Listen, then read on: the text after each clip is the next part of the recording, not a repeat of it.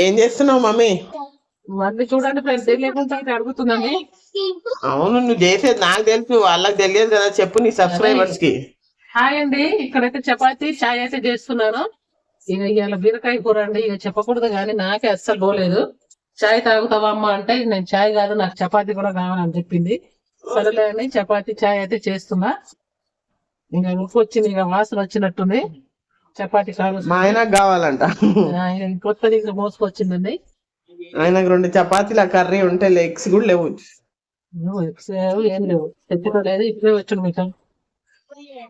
ఇక చూడండి, ఇక చపాతీలు ఒక 2 అనుకుని నేను ఆమెకు 2 వేసుకుంటున్నా. మళ్ళీ వచ్చి ఇంకా 2 కావాలన్న. ఫస్ట్ అయితే ఈయనకి ఇచ్చేద్దాం, తర్వాత అయితే మనం చేసుకుందాంలే. చాయ్ అయితే చూడండి ఫ్రెండ్స్ అయిపోయింది. చాయ్ అయితే ఆఫ్ చేసేస్తున్నాం. చపాతీలు చేసుకొని తినేసి చాయ్ అయితే తాగుతాము, అంతేగా? అంతే అండి. ఈవినింగ్ టైంలో అయితే ఇలా మాకైతే అలవాటు ఏదో ఒకటి తినడం. చాయ్లో చపాతీలు తినొద్దు అది ఇది అంటారు కానీ ఏమో మాకైతే అలవాటు ఫ్రెండ్స్. తింటాం. ఏమైతే ఎవరన్నా తినొద్దని వీడియోస్ వస్తున్నాయిలే. ఏం కాదు, మంచిగా ఉంటుంది. అప్పటికప్పుడు తింటే బాగానే ఉంటది.